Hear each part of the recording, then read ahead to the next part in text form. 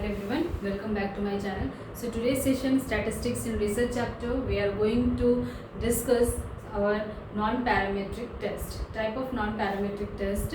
In our previous session, we have already discussed one non-parametric test, that is your Mann-Whitney U test. And today we are going to see Kruskal-Wallis test, that is your non-parametric test. Okay, it's also known as your H test. Kruskal Wallis test को हम और क्या बोल सकते हैं, H test बोल सकते हैं.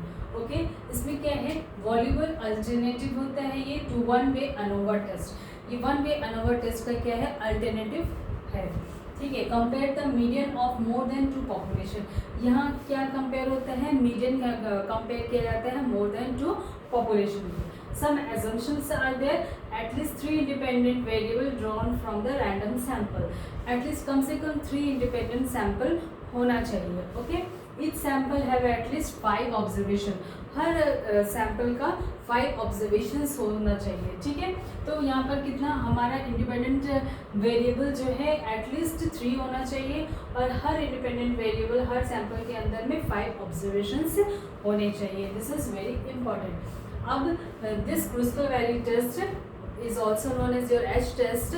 इसको हम एक एग्जाम्पल के साथ समझते हैं. ओके, ना एग्जाम्पल में क्या लिया मैंने, a company trainee are randomly divided into 3 group. एक कंपनी में ट्रेनीज हैं, उनको हमने 3 ग्रुप्स में रैंडमली डिवाइड कर दिया, जिसमें 10 में ईच ग्रुप. ठीक है, 10 का ईच ग्रुप बनाया. And are given a course in management skill. Management skill का कोर्स उनके लिए अप्लाई किया गया by 3 different method. 3 different teaching method से मैनेजमेंट स्किल का कोर्स पढ़ाया गया किसी 3 डिफरेंट ग्रुप्स को. ठीक है, at the end of the training period they are given a test and their score are as follows. जब उसके बाद में जब हमारी ट्रेनिंग कंप्लीट हो गई मैनेजमेंट स्किल की, तो हमने क्या किया, एक टेस्ट परफॉर्म किया जिसके बेसिस पे उनके स्कोर्स हैं ये method A, method B and method C से जो टीचिंग हुआ और जो 10 का ग्रुप बनाया, तो उनके ग्रुप में से उनका जो ये स्कोर है, यानी कि मेथड ए में 10 पर्सनस थे, 10 स्टूडेंट्स थे, उनका स्कोर ये है. मेथड बी में 10 स्टूडेंट थे, उनका स्कोर्स ये है. एंड मेथड सी में जो स्टूडेंट्स थे उनका स्कोर ये है. Okay, now by using H test determine at 5% level of significance if the 3 methods are equally effective. अब 5% level of significance को लेते हुए H test अप्लाई करना है हमें, और H test अप्लाई करते हुए ये बताना है कि क्या 3 टीचिंग मेथड्स जो हैं वो इफेक्टिव थे या नहीं थे. Okay, this is a type of hypothesis testing and it's a non parametric test. तो इसमें सबसे पहला हमें क्या करना है सॉल्यूशन में, step 1 that is your formulate hypothesis. Hypothesis हमें बनाना है. हाइपोथेसिस में क्या करना है, हाइपोथेसिस में first alternative hypothesis and null hypothesis. First null hypothesis आपने लगाया. नल हाइपोथेसिस में क्या है, all 3 teaching methods are equally effective, यानी कि teaching method A B C are equally effective. Test लिया तो तीनों जो टीचिंग मेथड्स थे मैनेजमेंट स्किल के वो इक्वली इफेक्टिव थे. ये बताया गया किसमें, नल हाइपोथेसिस में. एंड अल्टरनेटिव हाइपोथेसिस में at least 2 methods are different, not all 3 methods are effective, ये बताया. ठीक है, नाउ स्टेप 2 में क्या करना है हमें, कंप्यूट द रैंक. अब मेथड ए बी सी तीनों का जो टेस्ट लिया गया, तीनों के स्कोर्स के अकॉर्डिंग हमें रैंक परफॉर्म करना है. तो हम वो कैसे करेंगे, हमें ये ऑब्जर्वेशंस लिखना है, ऑब्जर्वेशंस एंड रैंक. ऑब्जर्वेशंस में तीनों में से देखना है हमें कि सबसे स्मॉलेस्ट नंबर कौन सा है. तो सबसे स्मॉलेस्ट नंबर इसमें क्या है, 56. तो 56 को हम फर्स्ट रैंक देंगे. देन दूसरा नंबर हमें तीनों में से खोजना है, तीनों मेथड से, कि दूसरा कौन सा है, तो 61 इज सेकंड. तो इसी तरह से हमने एक चार्ट बनाया, उसमें हमने लिखा 61 को सेकंड रैंक दिया. देन उसके बाद 64 आया, उसको थर्ड रैंक दिया. तो इसी तरह से 85 तक आया. 85 तक हमने क्या किया, 8th रैंक दिया. देन 87 इज ऑफ 2 टाइम्स 87 है. तो यहाँ पर क्या है, 9 and 10. 9 प्लस 10 को डिवाइड बाई 2. तो क्या किया हमने, 19/2. ठीक है, 19/2. तो 2 9 18 एंड 2 5 10. तो 9.5 आया. तो 9.5 दें, जहाँ पर भी आपका 87 है वहाँ पर क्या रैंक देंगे हम, 9.5 एंड 9.5. ओके, देन उसके बाद 88 ईच है तो 11, देन अगेन 89 89 89 3 टाइम्स है, तो हम यहाँ क्या करेंगे, तो हम यहाँ करेंगे 11। अब यहाँ पर क्या है आपका 12 13 एंड 14, 12 13 एंड 14 इसको हम ऐड करेंगे, डिवाइड बाई 2 करेंगे, तो हमको क्या मिलेगा, तो हमें मिलेगा 13 13 13, यानी कि देखिए आप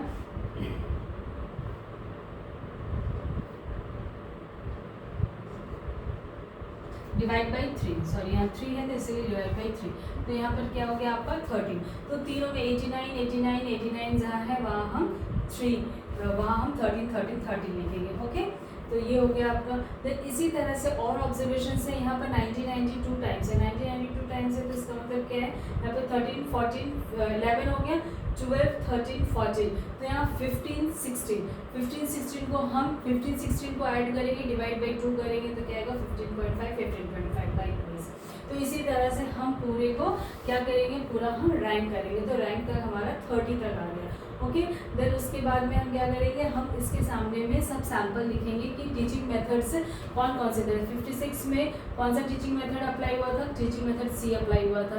देन 61 में कौन से टीचिंग मेथड से आया है, बी से आया है। तो ये भी हम सैंपल के अकॉर्डिंग, हम टीचिंग मेथड के अकॉर्डिंग हम इसमें ABC नॉमिनेट करेंगे। तो इसी तरह से हम एक टेबल बनाएंगे। Okay, this is your step 2। Step 2 में और हम क्या करेंगे, n कैलकुलेट करेंगे। n is your equal to n1 plus n2 plus n3, यानी कि n1 में आपका यानी कि नंबर ऑफ सैंपल कितना है यहाँ पे टीचिंग मेथड A में, वो हम यहाँ पर लिखेंगे n1 है तो 10 है 10 है 10 है। B में भी कितना है, दिस इज योर A में कितना सैंपल है, B में कितना सैंपल है, C में total number of sample is equal to n। Okay, total number of sample कह सकते हो, टोटल नंबर ऑफ ऑब्जर्वेशंस कह सकते हो, इज इक्वल टू योर 30। ठीक है, सारे ईच ईच में 10 10 है। देन T1 कैलकुलेट करना है, किसका कैलकुलेट करेंगे हम, sum of rank of method A। अब मेथड A में कौन कौन सा है, मेथड A में ये है, this one all are method A। अब मेथड A में जैसे A में 64 है, इसका रैंक कितना है 3, तो इसी तरह से 3। देन A 79 है 6, तो हमें क्या करना है, T1 में जितने भी मेथड A का जो रैंक है, मेथड A में जितने भी नंबर स्कोर्स है उसके अकॉर्डिंग उसका जो रैंक है वो हमें उसको ऐड करना है। जैसे इसमें मैंने किया मेथड A में 3 प्लस 6 प्लस 8 देन 11, तो इसी तरह से हमें क्या करना है, T1 कैलकुलेट करना है। तो T1 में क्या होगा, मेथड A में आपका 161 आया। Likewise you have to calculate T2, that is sum of rank of your B method.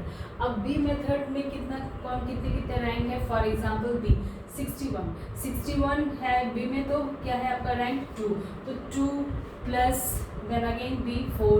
Likewise आपको ये कैलकुलेट करना है, तो आपका क्या आएगा, T2 is 159। Likewise you have to calculate T3, that is the sum of rank of method C।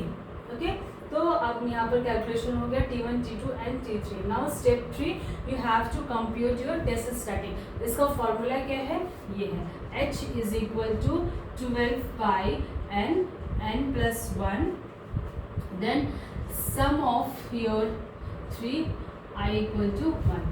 ठीक है, या हम इसको ऐसे लिख सकते हैं, that is your T1 by T1, that is your sum of rank of method A divided by your n, number of rank, number of कितना आपका कितना नंबर ऑफ ऑब्जर्वेशंस है। ठीक है, उसको हम फिर प्लस करेंगे T2 बाई n2 से, देन T3 बाई n3 से। ठीक है, जितना भी होगा आपका उतना आप करोगे, फिर -3 n plus 1। This is your formula जो हम यहाँ पर अप्लाई कर रहे हैं, दिस इज योर फॉर्मूला। ठीक है, तो यहाँ 12 बाई n कितना आया था हमारा, 30 आया था, 30 then plus 30 plus 1 then sum of your T1 का स्क्वायर करेंगे हम, इस तरह इसका स्क्वायर एंड स्क्वायर, T1 का square by n1 plus T2 का square by n2 by plus T3 का square by n3 -3 n plus 1, n is your 30 plus 1, ठीक है। तो ये पूरा कैलकुलेट करके आपकी वैल्यू कितनी आएगी 0.196, यानी कि h calculated value of h is your 0.196। Now step 4 is your calculation of degree of freedom. अब डिग्री ऑफ फ्रीडम यहाँ पर कैसे कैलकुलेट करते हैं? डिग्री ऑफ फ्रीडम के लिए k-1, k is your number of groups, तो here number of group is your 3, यानी कि 3 टीचिंग मेथड हमने लिया था इसलिए यहाँ पर, और 3 ग्रुप्स में स्टूडेंट को डिवाइड किया गया, यानी कि 10 के ग्रुप में, लेकिन उसका ग्रुप कितना था 3, तो that's why your k is equal to 3, तो your degree of freedom is 3 - 1 is equal to 2। Okay, अब the tabulated critical value of chi square. अब काई स्क्वायर में इसकी वैल्यू देखनी है, किसने 0.05% ऑफ 2 डिग्री ऑफ फ्रीडम, यानी कि डिग्री ऑफ फ्रीडम कितना है इसका 2 है। अब आपको क्या करना है, टेबुलेटेड में देखना है। एक आपका काई स्क्वायर का एक टेबल आएगा, उसमें क्या है आपका जो डिग्री ऑफ फ्रीडम है जो 1 2 3 4 इस तरह से यहाँ पर होगा, और आपका लेवल ऑफ सिग्निफिकेंस जो है इस तरह से यहाँ होगा, ठीक है, 0.05 0.0 इस तरह से। तो यहाँ पर आपको देखना है कि 0.05 and your degree of freedom कहाँ पर मिल रहा है, तो ये दिस इज योर वैल्यू। तो ये आपकी वैल्यू या एग्ज़ाम में आपको दी हुई रहेगी, ठीक है। आपके जो भी एग्जाम में आपको क्वेश्चंस दिया रहेगा उसमें वैल्यू आपको ऑलरेडी गिवन रहेगा। तो true degree of freedom is 5.991, ठीक। तो यहाँ पर क्या है इसका 5.991, तो this is your chi square value. Since the calculated H value, जो हमने कैलकुलेट किया है H value that is your 0.196 is less than your आपका जो काई स्क्वायर टेबुलेटेड वैल्यू है उससे कम है, तो that's why you fail to reject null hypothesis, ठीक है। So it is not significant and you fail to reject the null hypothesis का मतलब ये है कि नल हाइपोथेसिस रिजेक्ट किया आपने, दैट मीन्स कि आपके जो 3 टीचिंग मेथड्स हैं वो इक्वल है, यानी कि teaching method A is equal to teaching method B and teaching method B is equal to teaching method C, यानी कि तीनों टीचिंग मेथड्स में कोई डिफरेंस नहीं है, तीनों टीचिंग मेथड सेम इफेक्टिव है और रिजल्ट आपका अच्छा है, ठीक है। तो इस तरह से हम क्या निकालते हैं, एच टेस्ट एच वैल्यू निकाल रहे हैं, और इसमें हमने क्या किया, कंपेयर किया। किसको कंपेयर किया, टेबुलेटेड वैल्यू को, टेबल जो हमारा एच वैल्यू आया था, एच वैल्यू को हमने काई स्क्वायर की वैल्यू से कंपेयर किया, तो हमारा क्या है, एच वैल्यू जो हमारी थी that is less than your chi square value जो आपका दिया हुआ था 0.05% सिग्निफिकेंस लेवल में, that is 5.991, that's why it is not significant and we fail to reject our null hypothesis, ठीक है। और नल हाइपोथेसिस फेल हुआ रिजेक्ट होने में, तो क्या हुआ, आपका तीनों टीचिंग मेथड्स दैट इज तीनों टीचिंग मेथड में कोई तीनों टीचिंग मेथड इफेक्टिव है और तीनों टीचिंग मेथड सेम है, ठीक है। आपका टीचिंग मेथड ए भी इफेक्टिव है, बी भी इफेक्टिव है और एंड सी भी इफेक्टिव है।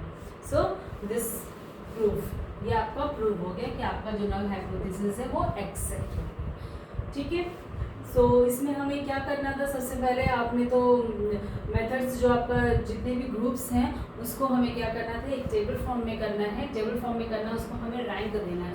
रैंक हमें कैसे देना था, हमें स्मॉलेस्ट नंबर को लेकर, सबसे जो स्मॉलेस्ट नंबर है उस तरह, सबसे जो स्मॉलेस्ट नंबर है, जैसे यहाँ पर जो स्मॉलेस्ट है आपका क्या है 56 है, तो उसको हमने फर्स्ट दे दिया। उसी तरह से हम नीचे आते जाएंगे और हम 1 2 3 4 रैंकिंग करते जाएंगे, यानी कि सबसे स्मॉलेस्ट टू लार्जेस्ट हम पहले अरेंज करेंगे, फिर उसको हम उसके हिसाब से रैंकिंग करेंगे, और जिस ऑब्जर्वेशन से या जिस मेथड से वो है उसको भी हम नॉमिनेट करेंगे, दैट इज ए से है, बी से है, सी से है, ठीक है।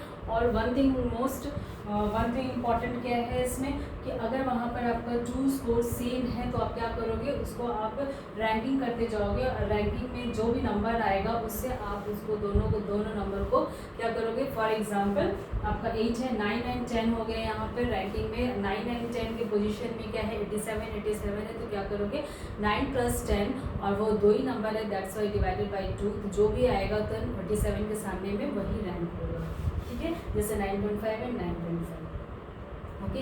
And this formula is very important. H के लिए हमने यू भी कैलकुलेट करना सीखा है, एफ भी कैलकुलेट करना सीखा है, जेड भी कैलकुलेट करना सीखा है, यहाँ पर h कैलकुलेट करना सीखा आज हमने. Okay, that is a crucial value h test. It's a non parametric test. So I hope you all like today's session very much. That's all for today. So please do like, share and subscribe my channel, and I would also like to thank my subscriber and my viewers for watching my channel. So please keep watching and take very good care of yourself. We will again meet in our next session. Till then, take very good care of yourself. Thank you so much.